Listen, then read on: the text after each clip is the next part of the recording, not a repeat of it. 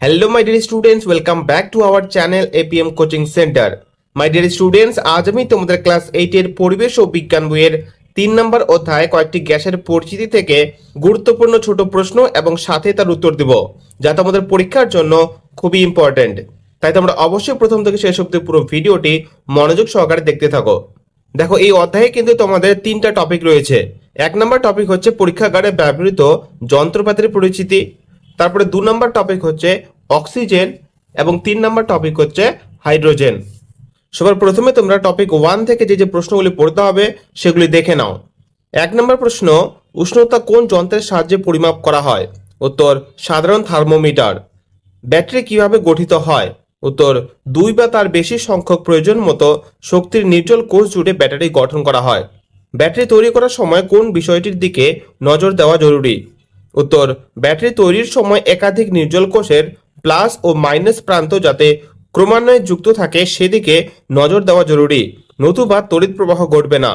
পরীক্ষাগারে তড়িৎ বর্তনী চালু ও বন্ধ করার জন্য কয় প্রকারের ও কি কি সুইচ ব্যবহার করা হয়?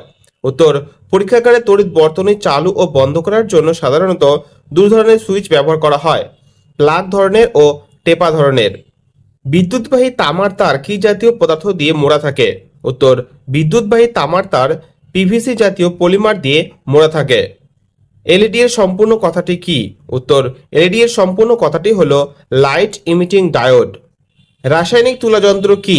উত্তর, রাসায়নিক তুলাযন্ত্র হলো রসায়নগারে কোনো পদার্থের নমুনার সঠিক ভর পরিমাপ করার অথবা সঠিক ভরের নমুনা নেওয়ার জন্য ব্যবহৃত একটি যন্ত্র।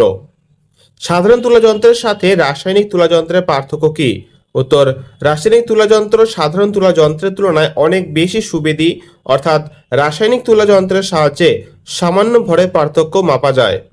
রাসায়নিক তুলাযন্ত্রের কোন দিকের তুলাপাত্রে নমুনা নেওয়া হয়?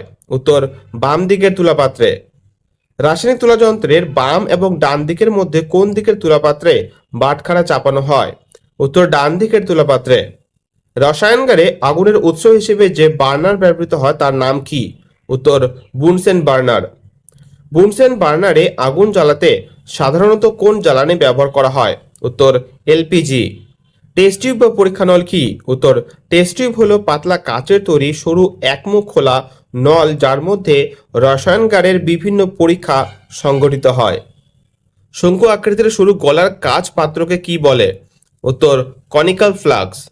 ওয়াচ গ্লাস কি? উত্তর, কোনো কঠিন বা তরল পদার্থ বা কম পরিমাণ দ্রবণ অথবা অল্প পরিমাণে কোনো নমুনা রাখার জন্য ব্যবহৃত একটু মোটা কাচের অনুচ্চ গোলাকার পাত্রকে ওয়াচ গ্লাস বলে। ফানেল কি?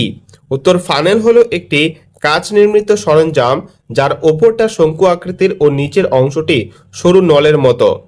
পরীক্ষাগারের তরল পদার্থের আয়তন মাপতে কি ব্যবহার করা হয়? উত্তর, মাপক চোঙ। ওকে, এই হলো তোমাদের টপিক 1 এর প্রশ্ন এবং সাথে তার উত্তর। এবার আমরা দেখে নেব টপিক 2, অক্সিজেন থেকে গুরুত্বপূর্ণ শর্ট প্রশ্ন এবং সাথে তার উত্তর। প্রথম প্রশ্ন, কত বছর আগে পৃথিবীর সৃষ্টি হয়েছে? উত্তর, প্রায় 450 কোটি বছর আগে পৃথিবীর সৃষ্টি হয়েছে। কোন ধরনের জীবাণু অক্সিজেনকে কাজে লাগিয়ে বেঁচে থাকতে পারে? উত্তর, বায়ুজীবী জীবাণু। আজ থেকে প্রায় 250 কোটি বছর আগে সমুদ্রে কোন জীবাণু দেখা গিয়েছিল? উত্তর, সায়ানোব্যাকটেরিয়া। পৃথিবীতে প্রথম জলের অণুকে ভেঙে মুক্ত অক্সিজেন তৈরি করেছিল কোন জীবাণু? উত্তর, সায়ানোব্যাকটেরিয়া। সায়ানোব্যাকটেরিয়া সাধারণত কোথায় পাওয়া যায়? উত্তর, জলা জায়গায় যেমন পুকুর, ধানক্ষেত ইত্যাদিতে সায়ানোব্যাকটেরিয়া পাওয়া যায়। বাধ্যতামূলক অবায়ুজীবী কাদের বলা হয়? উত্তর, এমন কিছু ব্যাকটেরিয়া আছে যারা অক্সিজেনের সংস্পর্শে আসলে মারা যায়, তাদের বলা হয় বাধ্যতামূলক অবায়ুজীবী। সুপার অক্সাইড আয়ন দেহে কিসের ক্ষতি করে? উত্তর, সুপার অক্সাইড আয়ন আমাদের দেহে কোষের ডিএনএ অণুর ক্ষতি করে।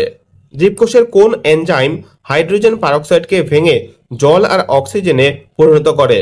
উত্তর, ক্যাটালেজ এনজাইম। কোন বিজ্ঞানী অক্সিজেন নামকরণটি করেছিলেন? উত্তর, বিজ্ঞানী ল্যাভোইসিয়র। পৃথিবীর বায়ুমণ্ডলে আয়তন হিসেবে কত শতাংশ অক্সিজেন গ্যাস পাওয়া যায়? উত্তর, প্রায় 20.6%। প্রমাণ উচ্চতা ও চাপে অক্সিজেন গ্যাসের ঘনত্ব কত? উত্তর, 1.428 গ্রাম প্রতি লিটার। প্রমাণ চাপে 0 ডিগ্রি সি উষ্ণতায় বিশুদ্ধ জলের অক্সিজেনের দ্রাব্যতা কত? উত্তর, 14.6 মিলিগ্রাম পার লিটার। তরল অক্সিজেন ও কঠিন অক্সিজেনের বর্ণ কিরূপ? উত্তর, তরল অক্সিজেন হালকা নীল বর্ণের এবং কঠিন অক্সিজেন নীল বর্ণের হয়। অক্সিজেনের আইসোটোপগুলি লেখো, পরমাণু ক্রমাঙ্ক ও ভর সংখ্যা সহ। উত্তর, অক্সিজেনের তিনটি আইসোটোপ হল 16O8, 17O8, 18O8। অক্সিজেনের কোন আইসোটোপটি প্রকৃতিতে সবচেয়ে বেশি পরিমাণে পাওয়া যায়? উত্তর, 16O8। কোন কোন ধাতুর সঙ্গে অক্সিজেন বিক্রিয়া করে না? উত্তর, সোনা, প্লাটিনাম ইত্যাদির মতো বর ধাতুর সঙ্গে অক্সিজেন বিক্রিয়া করে না।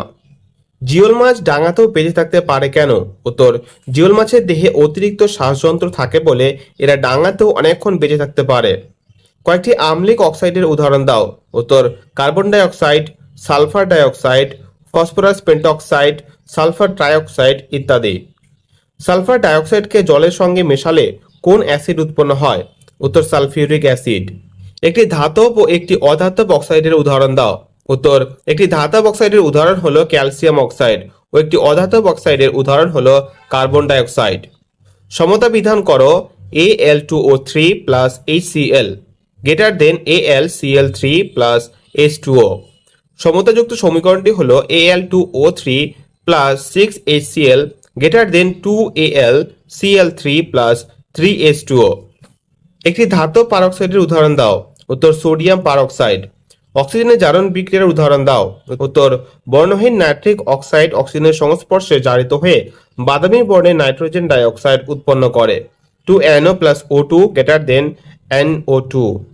অক্সিজেন শোষণ করতে পারে এমন একটি পদার্থের উদাহরণ দাও। উত্তর, ক্ষারীয় পটাশিয়াম পাইরোগ্যালেট দ্রবণ O2 কে শোষণ করে বাদামি বর্ণ ধারণ করে। অ্যামোনিয়াযুক্ত কিউপ্রাস ক্লোরাইড দ্রবণ O2 গ্যাসকে শোষণ করে কোন বর্ণ ধারণ করে? উত্তর, নীল বর্ণ। একটি অধাতব পারক্সাইডের উদাহরণ দাও। উত্তর, হাইড্রোজেন পারক্সাইড। তারপর এই টপিকের লাস্ট প্রশ্নটি হলো MnO2 তে অশুদ্ধি হিসেবে কি মিশে থাকতে পারে?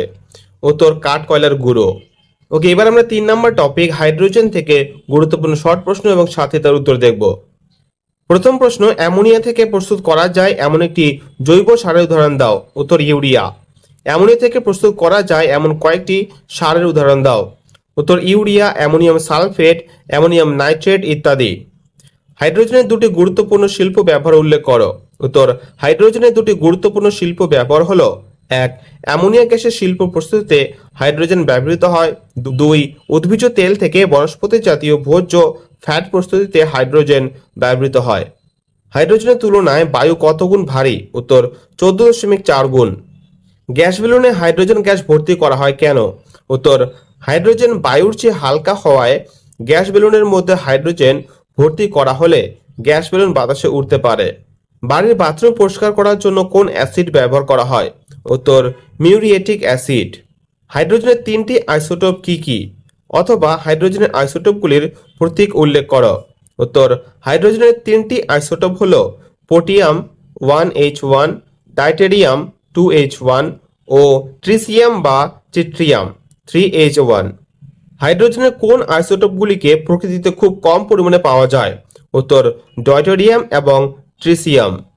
এমন একটি গ্যাসের উদাহরণ দাও যা নিজে চলে কিন্তু অপরকে জ্বলতে সাহায্য করে না। উত্তর, হাইড্রোজেন গ্যাস।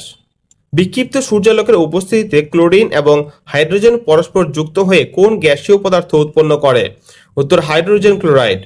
নাইট্রোজেন এবং হাইড্রোজেন পরস্পর যুক্ত হয়ে কোন গ্যাস উৎপন্ন করে? উত্তর, অ্যামোনিয়া গ্যাস।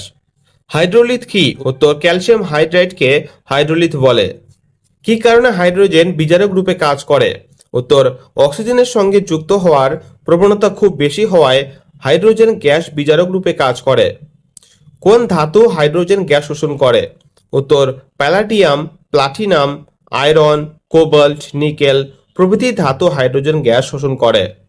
একটি ধাতুর নাম লেখো যেটি লঘু H2SO4 এর সঙ্গে বিক্রিয়ায় H2 উৎপন্ন করে।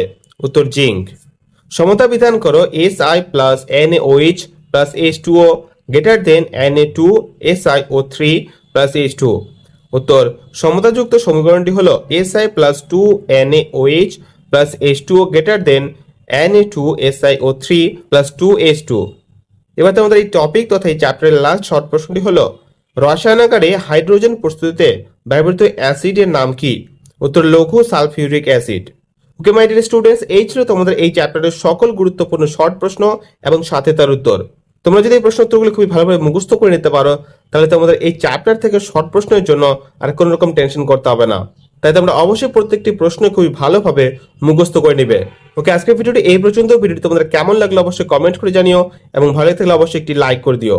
আর এই চ্যানেলে নতুন হয়ে থাকলে অবশ্যই চ্যানেলটি সাবস্ক্রাইব করে নিও, কারণ এরপরে পার্ট 2 ভিডিওতে আমি তোমাদের এই চ্যাপ্টার থেকে বড় প্রশ্ন এবং সাথে তার উত্তর নিয়ে আলোচনা করব।